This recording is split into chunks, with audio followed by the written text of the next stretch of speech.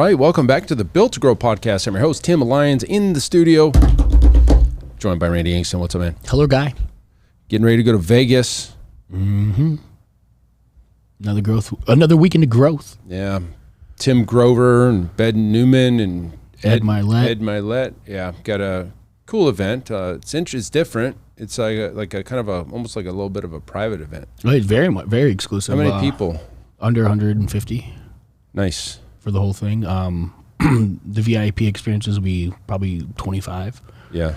So we put ourselves in the right position to force our growth, and that's what we're going to do. Yeah, and that's kind of what this episode's about, because it's titled Choose Your Hard. So there's different, it's funny because, we're in the fitness industry and we have people coming in and you talk to your family and friends. Oh my gosh, it's so hard to stay in or get in shape. It's so hard to, get to the gym. It's so hard to eat right. And really the response is they're both hard. Mm-hmm.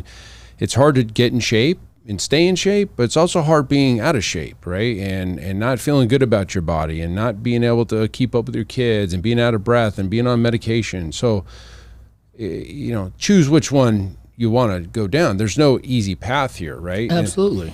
And you're always going to be fighting something, even on both sides, right? Like, let's just say you're completely out of shape. You're fighting the social norms to get into shape. And if you're in shape, you're fighting the social norms to eat like crap and go out and drink. Have that drink. Yeah. And so there's never an easy path here. The only easy path, honestly, is if you just stay right in the middle. Yeah. If you stay right in the middle and don't have influence on either way and don't care either way, you're pretty much mediocre with life and you're average all the way around. So this translates to business quite a bit. Absolutely. And we work with gym owners all the time, even business owners, and in our circles, we've got plenty of business owners that we talk to that are always picking brains and trying to figure out the next way to win.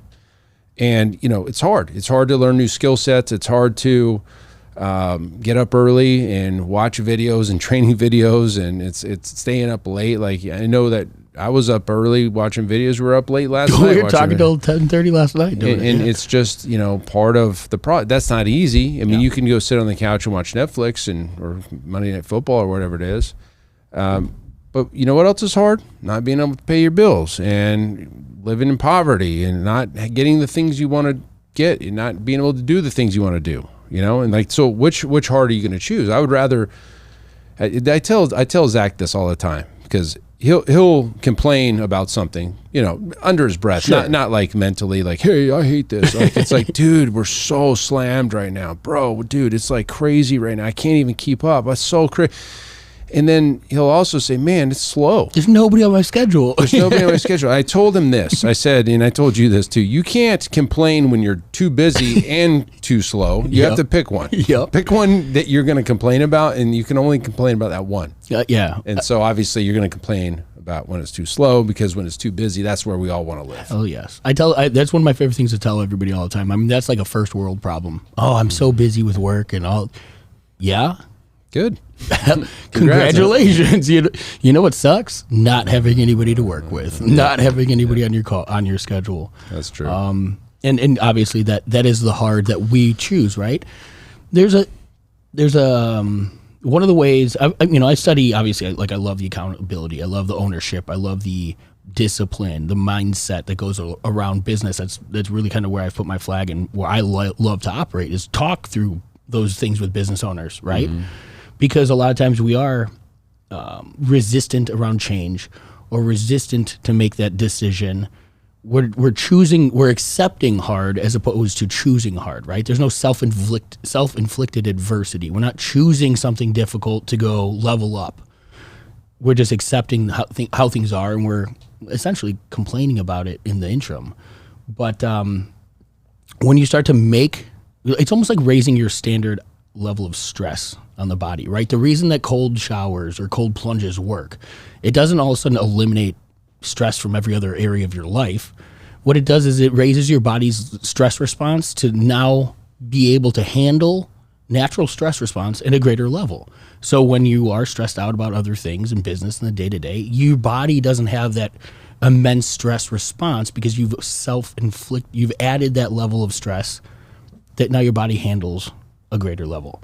Business and life can be the same way, right? What are we doing as a operating system to bring in added levels of quote unquote stress or raise the level of what we bring to the table so that day-to-day operations don't seem so catastrophic, right? Yeah. And I think that's something that a lot of our clients, I mean, I don't want to say our clients, but gym owners, business owners, if you're not out there pursuing more, you're accepting the cards that are dealt, and then you get to choose which one of those hards you want to complain about. You know what I mean? But at the other end of the spectrum, you could choose your hard. You could choose, hey, I'm going to double my revenue this year. I'm going to, open a second business. I'm going to do something else. Mm-hmm. That's another level of hard, but it comes with a greater reward at the end of the day. Yeah. And ultimately, I mean, I was talking with one of our most successful gym owners in our Iron Circle, and she brought up to me last week that her family has actually dictated what strings she's pulled, what she's stepped into, how she's operated her business, and things like that over the years. She's allowed that influence from people. I mean, it's the entrepreneurial thing, right? Oh, why do you work so much?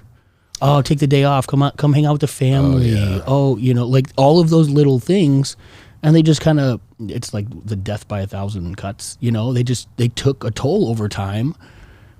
And she allowed that influence to then kind of, set her level of success for many years. Yeah. And that hard was a hell of a lot worse than the hard she's choosing now, because she's now getting the reward that comes with the choices she's making, despite the external influence she was being served up. Yeah, and that, you bring up a good point about the family life balance and stuff. And so you got to have a really accepting family. If you're going to be an entrepreneur and work like you're supposed to work to get the job done, they're either on your team or they're not. Yeah.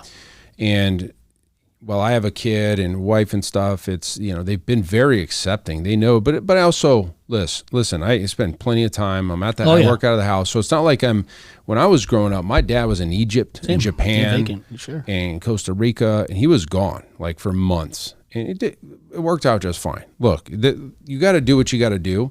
And if you're not, and I know it pulls, especially at the fathers. I don't know how the mothers would feel. I guess I'm going to assume the same way. I have to only assume because I'm not a mother. But as a father, you're providing for the family. You kind of have this role that's kind of established, I guess, in the norms of society. Yeah, sure. Like you're supposed to be the provider. But then you get the little kids that are trying to get your time. All they want is time. Absolutely. That's it. Absolutely. They don't care about anything else. And like, it's constantly all day. Like I'll be in like my daughter jumps on my lap and she's like, I'm like, I got to stop. You just got to stop what you're doing. Right. Yeah. But they understand too. You got to like, hey, listen guys, I'm in the middle of this. I gotta knock this out and get this done. And they have to accept it. Like if they don't, then you're going to run into like the gym owner you're saying, where it's going to allow you to dictate. It's going to pull you off of your vision. It's going to pull you off of your time. It's going to pull you, not intentionally, they're going to pull you down. You're not going to be as successful because you're giving up the time that you really need to put over here to spend time with the family. And I'm very selfish. And I think selfish is not a bad word. Agreed. I don't think being selfish is a bad word. I think you absolutely should be selfish. You should be selfish with your time, but with your own fitness, what you put in your body, what you do every single day. Because if you're not, you're gonna be like Mother Teresa, spending time with everybody, and you get nothing done. Well, I posted last week on Facebook that success is subtractive. And quite often that's a lot of what it is, right? It's difficult to tell your daughter that right now you can't spend more time with her, right? But what you're doing, and I know that you guys have had the conversation, she now gets the gist of, your kids have to be at a certain level to understand somewhat. But once they are at that level, having that conversation as a family, knowing, hey guys, for the next couple of years, like I'm going to be busting ass, but the reason I'm doing it is so that you have this opportunity, so that this opportunity comes down the future, so that I saw a great something the other day, meme or something. It was like, you have the choice of 5 or 50. You can spend 50 years, the next 50 years doing, really crappy average things to get maybe 5 years of enjoyment at the end of it. or you can bust your ass for 5 years and have a life that for the next 50 that nobody can come close to. Mm-hmm. And the entrepreneurial life, those that do it well understand that, right? It is a sacrifice. And one of my first coaches probably the greatest lesson I ever took from him was the work-life synergy conversation as opposed to balance. And it sounds goofy, it sounds like semantics, but truly, if you embrace the idea and the difference between balance and synergy, you and I have work-life synergy. Doesn't matter what time of day something comes across, like we enjoy what we do and it can be part of our stuff, right? We can take a call, at certain dinners and things like that, right? Where it's important enough that dictates where our time should be spent. That's a hard. To walk away from the friends, to walk away from the family, to take a business call is hard. But it's hard. It's also hard to not do that, have that client not get what they needed, and then all of a sudden that relationship fails and you're left with where you were today. So the synergy component is, instead of two opposing forces like work and life fighting each other for equal representation, synergy says, all right, these two forces now work for a congruent common good or common cause. Yeah. And so when I stopped looking at work like it was taking from my time everywhere else. That's what normal people do. And I think it comes with time. I mean, or it comes with, you have to kind of wrap your mind around it, right? Like, I'm not losing something by giving my time here. I'm gaining in both ways. It's just delayed gratification. Mm-hmm. But just looking at the work that we do, providing the value to those that need it when they need it, being there for everybody in your life to some degree in some tune, but having restriction, having some level of selfishness and restriction. I mean, nobody should have complete availability to you or any of you. But also, certain times a day and things like that, you should be available to those that need you, regardless of who they are. And figuring out that synergy for yourself it can be a task. It could be a battle. But on the other side of the coin, you don't resent the business when you're with the family. You don't resent the family when you're with the business. Everybody, and then the other people involved also understand, hey, right now it's work time, but that's okay because we have our time later. Yeah, you know what I mean? Yeah. And I've been that way since, I guess, I opened the gym. Right, it's always just been part of life. Yeah, it's not you clock out and you clock in. That's not, entrepreneurs don't do that. You can't. Yeah. And not only, even if you wanted to clock out, you can't mentally because you're constantly thinking about the next thing. Did I lock the door? Did that person sign up? Like all the things that are happening in your business, it doesn't stop. And it's a choice, and it's a conscious choice because there's a lot of easier ways to make money. Well, not necessarily make money, but there's a lot of easier ways to live your life by working a 9 to 5. But yes, you're going to have that 5 years of retirement to enjoy it, or do you want to enjoy it the whole time? I mean, honestly, even in the super grind, that's not enjoyable. It's very enjoyable. It's actually more enjoyable than a standard day. I'd rather be freaking all in and working 24/7 and just moving the needle in all different directions than have just a comfy day. Honestly, that's boring to me. Well, you made it. The gym owners are speaking with. You made a decision to be that owner, have that entrepreneurial position. We don't always have the choice of the things that get served up, right? And to have resistance and to say, oh, I'm not going to go do that because it's my time or whatever it may be, it's choosing a different hard, right? But that hard is going to keep you mediocre. The hard is going to keep you in the masses. At the end of the day, the successful individuals do things differently. They do things strategically with a plan, intentionality. That to me is an easy hard to choose. Right, it's easy. Having a schedule. The only choice. Yeah, but I mean, the majority and the masses don't. The majority and the masses don't. And I my whole life, my mother was not that. She was the average, right? She would rather be a teacher and not work, or work your clock in, clock out. Very comfortable, very whatever. I don't even know if she gets a pension. I don't know, whatever that was. That being in a teachers union or whatever the hell that was. I never related, right? Mm-hmm. I saw my father going the other way. And he was gone, like I said earlier in this episode, he's gone for months and just doing the thing. But I was like, man, that's the life. That's the way to go. Because it's limitless. You're not, you can create whatever the hell you want. I mean, honestly, that's the nicest thing. What you create is what you get. The risk reward. Yeah, it's the risk. It's definitely risk reward. So again, yes, the whole episode is about choose your hard.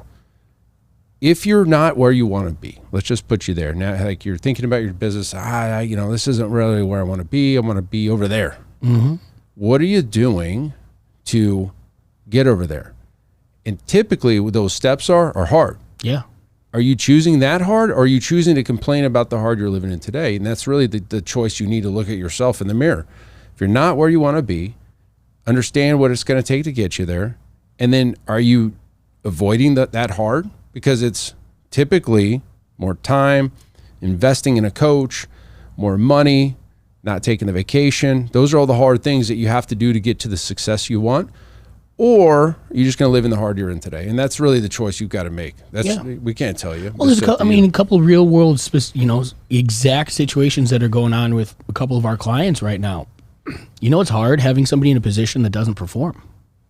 Are you educating them on the roles and responsibilities that you have on their plate? Are you educating them on how to go do their job better?